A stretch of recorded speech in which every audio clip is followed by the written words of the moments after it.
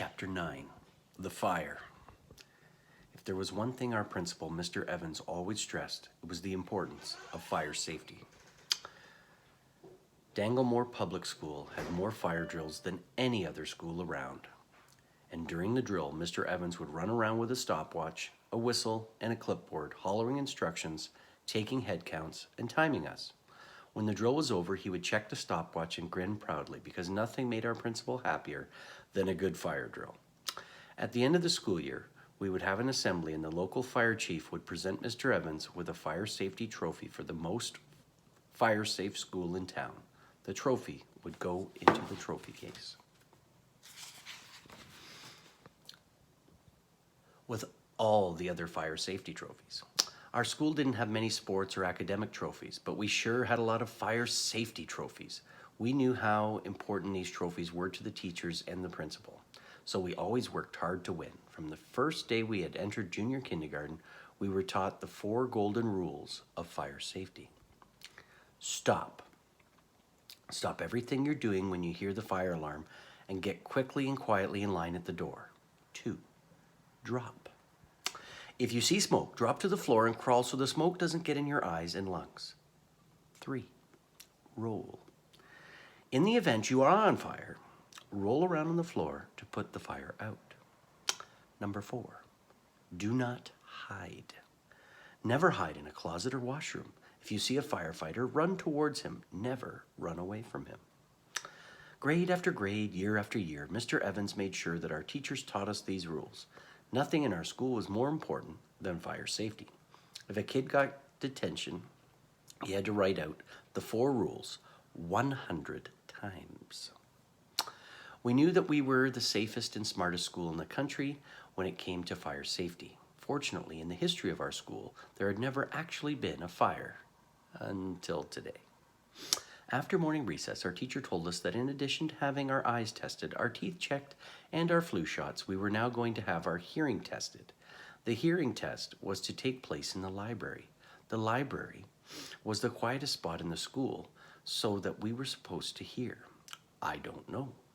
We troped down to the library and saw that headphones had been placed on all the tables, 1 pair for each of us. The windows and the doors had been sealed to keep any noise out. The idea was that we would put on the headphones and listen to various sounds and mark down what we heard on a worksheet in front of us. The test sounded simple and painless.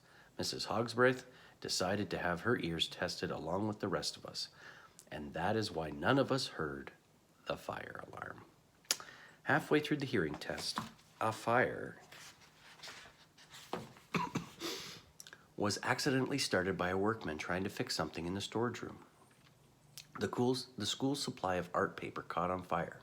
Smoke and flames billowed out into the hallway, while the rest of the school from JK to grade 8 was executing a very orderly, well-practiced evacuation. Our class sat in the silent library, listening to beeps and hums through our headphones.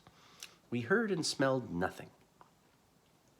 Glancing up from my worksheet, I was surprised to see smoke in the hallway outside the library. I reached over and poked Paulo with my pencil.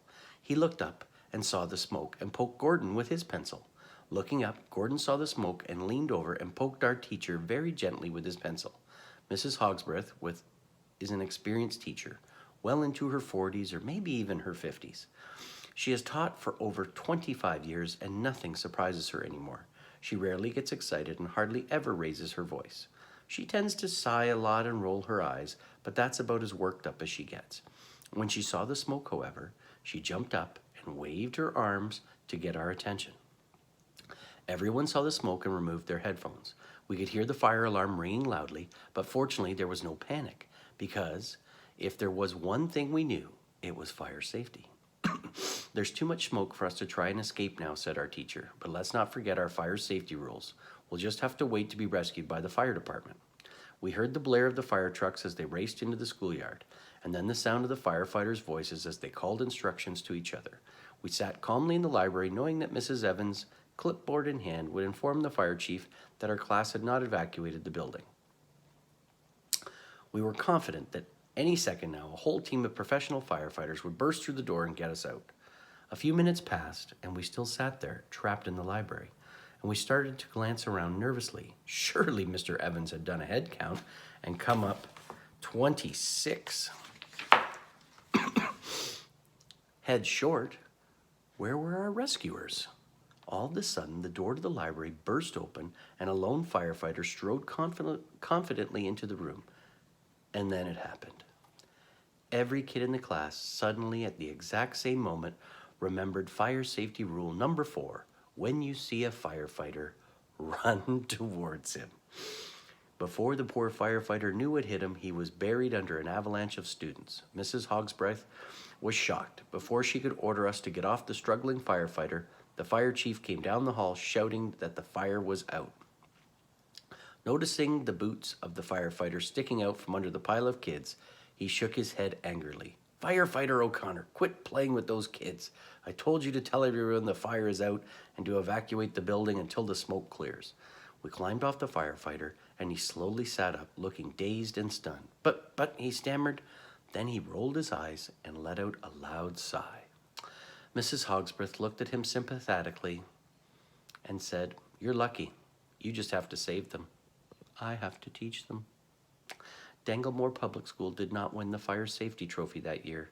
Mr. Evans looked deeply saddened as he announced our loss to the entire school at the year-end assembly. It was also the last time that we had our hearing tested at school. And that's the end of chapter 9.